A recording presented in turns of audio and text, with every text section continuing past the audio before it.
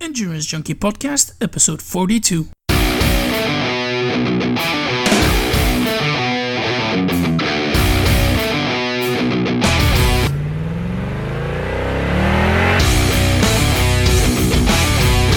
Hey Junkie, welcome to another episode of the Endurance Junkie Podcast, the show where I will be interviewing some of the fastest, smartest, and most inspiring people active in the endurance world today. James Ketchell is a serial adventurer, motivational speaker, and scouting ambassador. In 2007, James was recovering from a serious motorcycle accident that left him with broken legs and a severely broken and dislocated ankle, and would certainly not be able to continue the active physical lifestyle he had enjoyed up to that point. But he wanted to prove them wrong. He rode 3,000 miles across the Atlantic, climbed the summit of Everest, and cycled around the world unaided. Alright James, thanks for taking the time to chat here today. Now for those of us who don't know you, can you maybe start off by telling a bit about yourself and your sporting background growing up in the UK? Yeah, okay, so my name is James Ketchell. I live just on the outskirts of London and I'm 32 years old. I am the only person to row a boat across the Atlantic Ocean, climb to the top of Everest and cycle around the world. Just a combination of three things, but I guess it's quite special to me.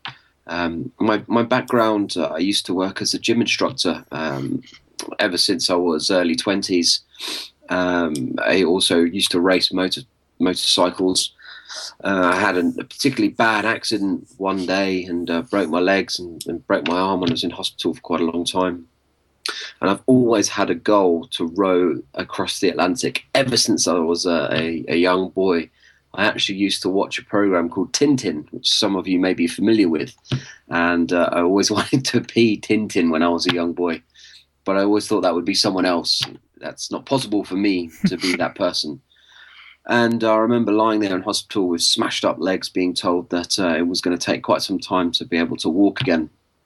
And I just thought, there's two things I can do here. I can sit here and feel sorry for myself, or I can do something about it. I can at least try.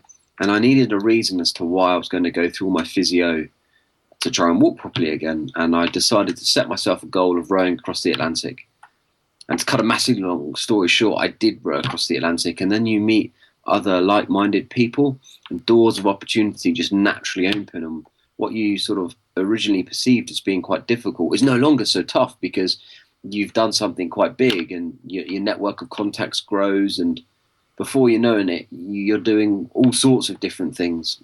So that's a little bit about my sort of background and how I got into this kind of thing. But I effectively became a full-time adventurer by complete accident. I set out to row across the Atlantic, but then the things that happened after that, I don't know, perhaps it was just meant to be, maybe. So you really quit your day job and doing this full time now? Well, I was working, when I rowed across the Atlantic, I was working actually. And I managed to convince my boss to give me almost 6 months off to go and row the Atlantic. And the company that I worked for at the time actually part sponsored me. And when I got back, I said to them, look, by the way, I left it a few months after I got back, and I said, I need a bit more time off because I'm going out to climb Everest. And I'll never forget this. My boss actually said to me, on your bike, son, which I think is quite ironic considering I did end up cycling around the world. So I just took this massive risk. I decided to leave my job so I could concentrate full time on trying to raise the funds to make Everest happen. Because actually getting to the start line of an expedition for the vast majority of people is by far the hardest part. Is that just Everest, or was that for your rowing adventure as well? Because I presume you just don't go to your local sports store and buy a cross-Atlantic rowing boat. You're absolutely right. The vast majority of my time is spent planning and sort of orchestrating and coming up with the funds to go away on these big expeditions. And that is really time-consuming. That is a full-time job in itself. I was lucky that I was able to do it working around my job when I was preparing for the Atlantic row. But when I got back, I needed to put more time into it. And I thought I need to take a massive risk here. Otherwise, I didn't have the capacity to do my main job and raise funds and make all the phone calls and send out all the emails that I needed to. Yeah. And I thought, I really want Everest. And so I just decided to leave my job, and I took that freed up my time. So in the daytime, I could make phone calls to companies, send sponsorship emails out. And in the evenings, I used to deliver Chinese food for a local takeaway. The money that I would earn was peanuts. It was nothing. But it made me still feel, it gave me a good sense of satisfaction in that I was still making an effort to earn money.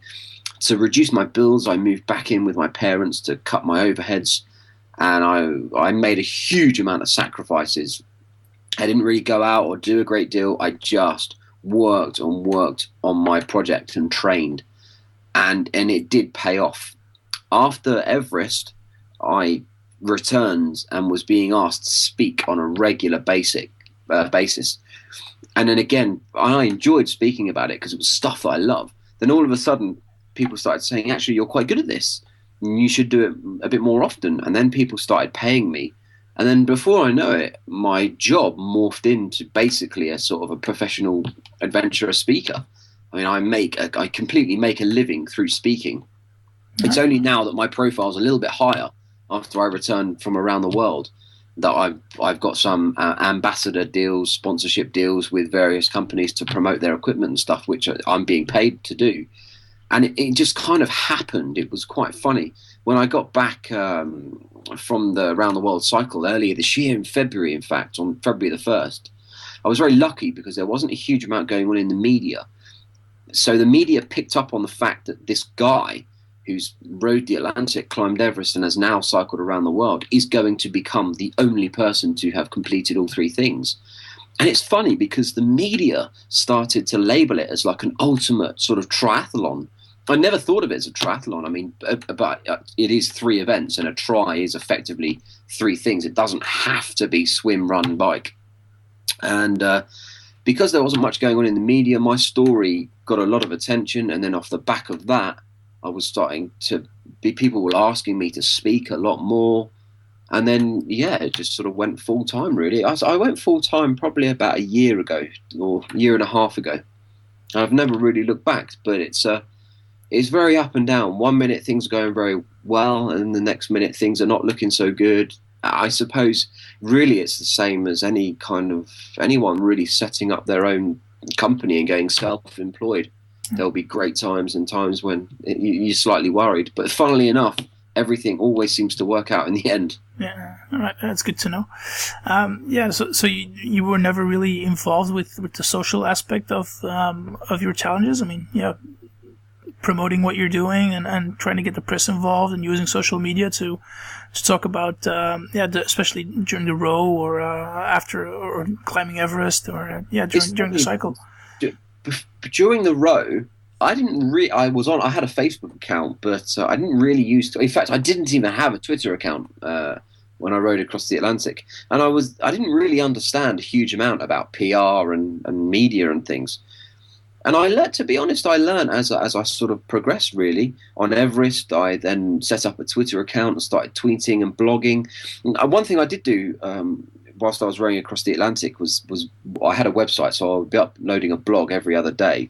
And that seemed to get quite a bit of attention. People were following me as I rode across the Atlantic because as regular as clockwork, I would always update my blog every other day, no matter what.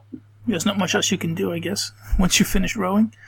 I mean, you row, you eat, you sleep. There's not much else to do. After you've rowed for 12 hours a day, I can assure you that you're pretty tired. Yeah. But you've got a whole day to think about what you're going to put in your blog. Absolutely. You can almost write it in your mind.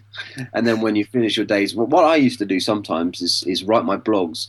I used to take an hour off sort of every lunchtime to have my food. And I'd quite often write the blog at lunchtime because in the evening when I finished my rowing shift come 12 o'clock or 1 o'clock in the morning, you'd be so tired that as soon as you stop rowing, you would literally just physically fall asleep.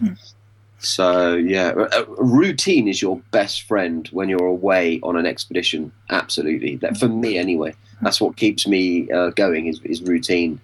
So how did you prepare for that rowing trip? Because did you row before, or was it just your first time that you actually rowed? Yeah, I had rowed before, but bizarrely, you really don't need to be as strong a rower as you might think. Okay. Rowing an ocean has actually got very little to do with rowing. it doesn't take a great deal of time to learn how to row. And if I'm honest, any monkey can sit on a seat and pull some oars and row.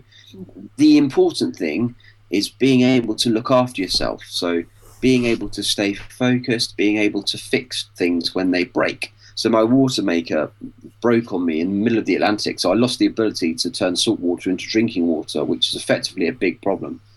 So I had to figure out how it all worked, and luckily I managed to fix it. So it's spending time in the boat and knowing how the boat works. And you've almost got to be, yes, you've got to be a rower, but you've got to be an electrician. You've got to know how to do all your blogs. You've got to know how to navigate. You've got to know how to fix things. You've got to stay alive. You've got to stay positive when things are going wrong. And the rowing element is a very small part of rowing an ocean, bizarrely.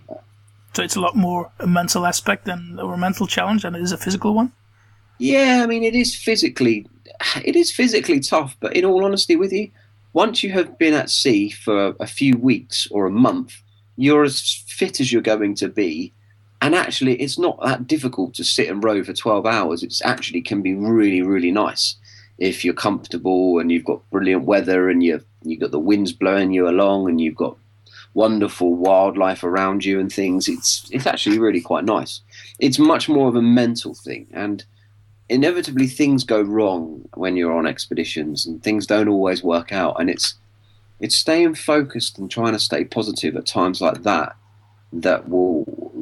the difference really between being able to do it and not being able to do it.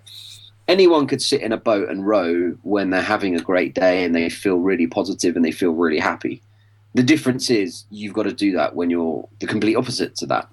There may be times when you don't want to be there, you're really fed up, you miss your home or you're tired or whatever. You've still got to carry on. And that's what I mean about routine is your best friend. If you just stick to a routine and keep going, you'll always get where you want to be or what it is that you want, I think. So you got the idea of rowing the Atlantic from a Tintin book. Where did the idea for Everest come from? Well, it's funny, I've always been into climbing. I've climbed myself, but I had never climbed in the Himalayas. And it's funny because when you push yourself outside of your comfort zone, doors of opportunity will just naturally open. And it was actually during my preparation for the row that I met someone who was also rowing the Atlantic, but in a different boat. And he happened to be a very accomplished high-altitude climber. He'd climbed Everest, I think, 5 times at this point anyway. And we just became good friends, and we sort of clicked. And he said, look, after the row, why don't you come out and climb Everest with me? And I said, well, yeah, I'd love to, but we've got to row an ocean first. Let's have a chat about this when it's all over. And I never forget, he rung me up. His name was Rob. He rung me up and he said, are you coming? And my instant reaction was to say, yes, I'm in. And then I never forget this. He said, great, you've got 6 months to find £30,000. I thought, oh, God, how on earth am I going to do that? And I thought, well, hang about. I've just single-handedly rowed 3,000 miles of ocean. I didn't really have any help. Physically, I was on my own. And I had this philosophy, this mindset that as long as I kept going, and obviously I didn't row in circles, by default, I'm at some point going to run out of ocean. I am going to get to land if I just keep going. May not be where I want to be, but I'll get to land. And that concept really worked for me. And I got across to Antigua. And I thought, well, gee, how about I take that concept, that idea, and if I apply that to sponsorship, I just keep ringing and sending emails out and constantly contacting people, surely someone is going to say yes. And that's effectively how I ended up raising enough money to get out to the start line for 2011. So Everest just sort of almost happened, really. I was quite lucky, but I got to be honest, I looking back, I know I did work pretty hard to obtain the funding. I got lucky as well, but for about half a year, I sat on the telephone every day ringing. I must have phoned thousands of people trying to get sponsorship, and the vast majority of them all said no. But every now and then I found someone that would say, yeah, okay. And they would take a risk. They'd take a punt on me. And actually, it was those people that kept me going when I wasn't feeling so great. Knowing that those people had taken a risk when so many others had said, no, I don't want to sponsor you. It was that actually, one of the reasons that actually kept me going, along with all the work that I do with young people, and, a charity that helps disabled kids. So what was it like on Everest? Because whenever we hear Everest in the media, it's because, something bad happens. No, it's not really. I'll tell you what, Abby, it's a magical place. I can imagine it is, yeah. There's a lot of hype, that Everest is full of rubbish and there's dead bodies everywhere. But you know what? This is only in my experience, and in my experience, that is complete nonsense. Years ago, there may have been a fair bit of rubbish up there, but I can assure you, I was there a few years ago. It's all been cleared up now, and there are no dead bodies just lying around. You may every now and then see some an old body that's come through the ice or something, but the locals will not leave a dead body on the mountain because it's bad luck, and they're very spiritual. So the local Sherpas will do all that they can do to bring the body down and always repatriate it with the family. So you hear a huge amount of horror stories about Everest, about how it's full of not very nice people who are self-obsessed with getting to the summit at whatever cost, and they don't care about anyone else. But I tell you what, when I was out there, everyone was so nice. I didn't come across anyone who I didn't want to be around. But again, just my personal experience. I thought the place was magical, and I actually go back there most years and lead treks up to base camp. But Everest itself is an absolutely amazing place. You just cannot grasp how big it is until you really are there. It's just huge. Everest itself is massive. I mean, to climb the mountain, if I'm honest, is actually very straightforward. It's not technical in the least. It's just the sheer altitude that makes it so difficult to scale. Yeah. Yeah, I can definitely talk for about half an hour with you on Everest, because it's something that I find truly inspiring as well. I had posters of the mountain up in my room when I was a boy, and I've always been intrigued by it. I unfortunately never had the chance to get even close to the mountain, but definitely base camp is something that I want to visit one day, or maybe when the kids are a bit older. But yeah, to climb it seems like something so out of reach for me if you don't have any climbing experience. So yeah, hopefully it's not as far out of your reach as you might think, because the mountain is technically not difficult. You don't have to have a huge amount of climbing skills. It's just the fact that it's so high, you really do want to have some climbing experience of being at high altitude, because it can it's a good idea to kind of have an idea of what it feels like to be above 8,000 meters. You need to know how to use your oxygen masks, how to change the bottles out. Just having some general mountaineering experience, you can't really go up there without it. I mean, I know sometimes you hear stories of people that have never set foot on a mountain or have never put a crampon on ever, and they're going to climb Everest. Generally, that doesn't happen all that often. But most guides and most companies that are running expeditions to Everest will ask for a certain amount of experience to begin with. Well, they should do anyway. No, maybe I should start with Mont Blanc then, huh? Well, absolutely. You got to start somewhere, haven't you? Yeah. All right, onto the bike. Yeah, I don't know if I'm offending you there, but despite the miles, it seems like the easiest of the three. I mean, you ride your bike all day and you go across lovely countries. You meet a lot of nice people. Am I right, or was it a lot more difficult than it sounded?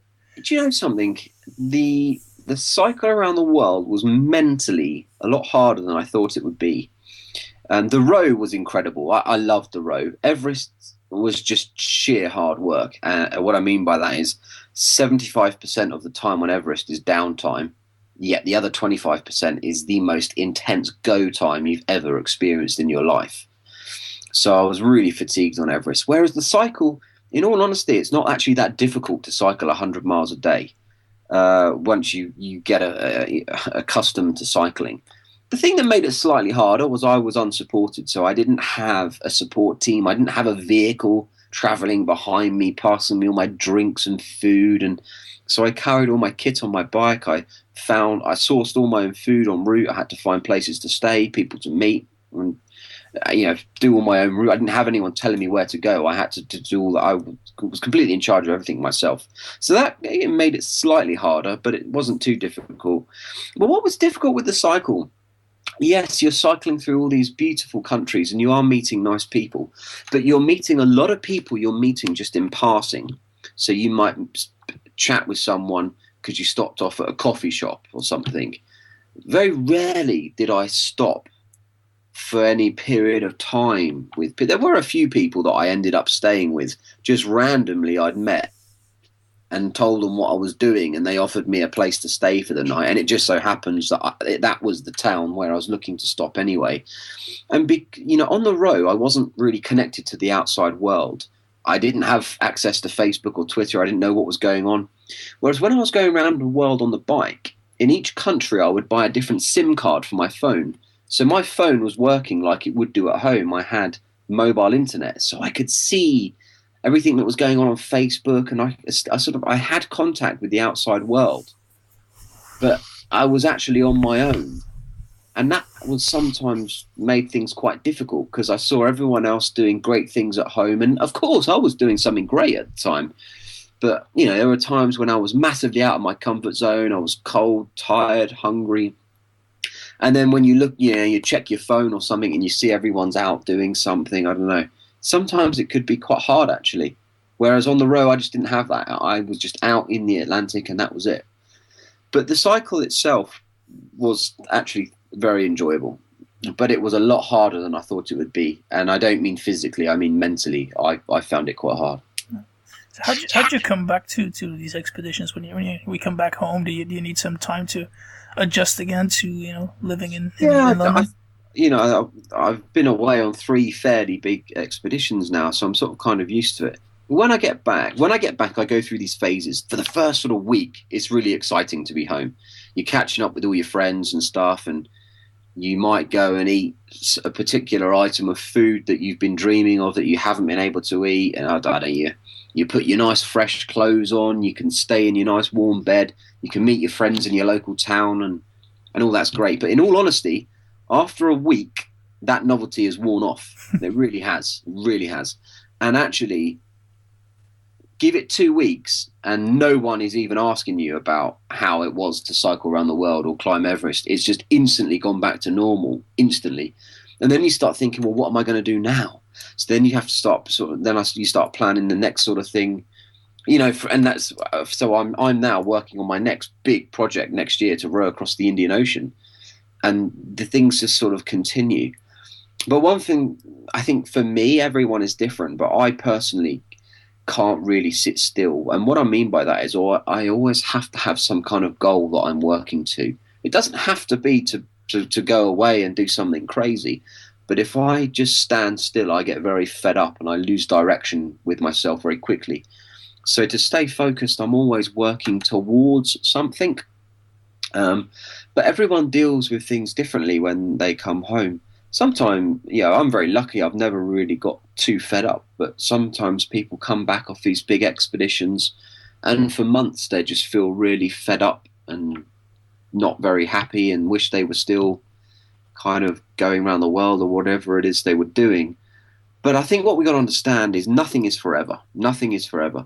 And, just enjoy the moment, because I'll tell you one thing. I remember when I started my round the world cycle, and certainly the road across the Atlantic, I thought it would be never ending because it's such a huge task in itself. But one thing that I've learned, the days roll by, whether you're happy, whether you're fed up, and time passes you by so quickly. It really does. It doesn't seem that long ago that I was setting off on the world cycle, and now I've been back nearly a year, next year in February, and it's just incredible where the time has gone. So I try not to get too down and fed up when I come back from my expeditions, because I think, well, yeah, that's done. Let's move on. Let's do the next thing, and let's keep the sort of momentum going, really. Right. Yeah, so you touched on the subject before, so the next thing you're doing is rowing across the Indian Ocean. Why rowing again? Why not do something completely different? Well, you know what? I found out that I love ocean rowing. For me, I come alive when I'm in the middle of an ocean. You know, some people can't stand being out at sea, but I personally love it. The way the water glistens every day as the sun comes up, the sounds and the smells and the wildlife. For me, I just love it. And sometimes when you're in an ocean and there's no other commercial shipping around you, the closest people to you are in the space station above the Earth, orbiting the Earth. And I think that's quite cool. And there's just something about being in an ocean that I like. But also there's another reason why I'm rowing across the Indian Ocean. I'm an ambassador for the Scouts. So I visit different Scout groups and speak to young people and just encouraging them to pursue their own goals, not necessarily be adventurous, but whatever it is they want to do, if they're prepared to work hard and take the first step, usually they can get there. And I was speaking at a Scout group a few years ago, and I met a guy who's a Scout leader. His name's Ash.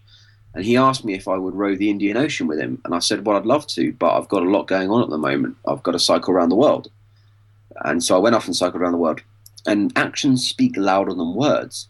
Ash went off in his own time and built a website and started obtaining sponsorship, working really hard. And I thought, this guy wants this. And you don't have to be a big macho man to do these things. You've just got to really, really want it badly. And there's a bit of a spin on this because Ash is severely epileptic. He has one fit a week. And he's also a cancer survivor as well. He had Hodgkin's lymphoma when he was 19 years old and still in remission. And effectively what we're trying to do, Ash and I are going to row 4,000 miles from Western Australia, a place called Geraldton, to Mauritius. A nice place. Have you been there? Yeah. So the idea is that we can hopefully use the project to try and, inspire people and really get the message out there that it doesn't matter whether you have epilepsy or a bit of a disability. With the right mindset and the right attitude, you can still lead a very normal life and do things that you kind of dream of, effectively breaking down the stigma of having a disability or epilepsy. And the idea is that the project is as interesting as it can be for people following us. There'll be as a website that's being updated daily with our position, so people can see how far we've travelled each day, how far we've got to go. They can read our blogs, they can reply to them, they can see all our photos. So it's a big deal next year. All right. How do you feel that you've changed since starting these adventures? I mean, have you become a different person? How have I changed since starting these adventures? That's a really good question. I think certainly I have a lot more confidence now. What I once thought as being quite difficult is maybe not so difficult. I know that concept of just keep going will always get you where you want to be or get you what you want, because I've used that concept many times now. It's got me to the top of the world and around the world on a bike and across the Atlantic, so it doesn't fail. And it's also made me realise, certainly appreciate the things that I have. A nice family, and very lucky I'm physically able to do all the things that I do. And so when you go around the world and you meet other people that are perhaps not as fortunate as you, it really opens up your eyes to the world out there. So it's made me appreciate what I've got. And I think, I say this to people when they laugh, when they sort of, people say to me, oh, I would never, row across an ocean. I'd rather go on a luxury holiday. And I actually sort of say, well, look, if you've never really experienced what it's like to not have luxury and be tired and be hungry, and if you've really not experienced the opposite of luxury, how can you truly appreciate it? And everyone says, yeah, that's a good point, but I don't want to. And I just think, well, yeah, I think I appreciate things much more now. And it's the simple things in life that I certainly appreciate, and that's nice food, clean clothes, a nice warm bed, because it's stuff like that you will miss when you're away. It's not your fancy computer. It's not your computer games. It's not a phone. it's the really simple things in life that's important, and certainly I miss anyway. All right, excellent. Well, thank you very much for your time, James. Maybe to just end things off, how can people get in touch with you? Yeah, so the best way to follow or get in touch is probably via my website, which is www.jamesketchell.net, or at my Twitter, which is Captain Ketch. And I'm happy to answer any questions or chat with anyone, or give any advice for anyone who's looking to go out and sort of embark on their first expedition. First thing being, the first step is always the hardest. Human beings are naturally programmed to not step outside of their comfort zone. But if you do your preparation and you work hard on your planning and you take that first step, you'll be amazed at what you can do. Yeah, true that. Feel free to give some love to your sponsors, because I think these are very important in the thing that you do. Yeah, thank you. One of my great sponsors is a guy called Richard Cribb, who owns a company called Offshore. Richard took a bit of a gamble on me about a year ago before I was cycling around the world. And it paid off. Everything went really well, and I owe Richard a huge amount. So, and there are many other people as well, but there's certain people out there that have helped me, and I wouldn't be where I am without them today. And physically, I'm on my own when I go around the world. I certainly was on the bike, but mentally, I kind of had the support of those people, which really helps. All right. Anything else you want to plug? Just get involved next year. Check out the website, follow the row, and just stay in touch, really. And thank you ever so much for having me. And you'll be able to check out the charity that I support, which is for young people that are disabled, where we buy specialist equipment for them, so special beds, special wheelchairs, anything that will improve the quality of life for young people. This is what the charity that I'm involved with will support. They're called the Ilifar Foundation, and all the details are on my website. But if people want to follow me, that would be fantastic. Yeah, all right. Now I'll definitely make sure to put all the links in the show notes pages. All right, thanks again, James. Much appreciated. No worries. Thanks for having me. Bye-bye.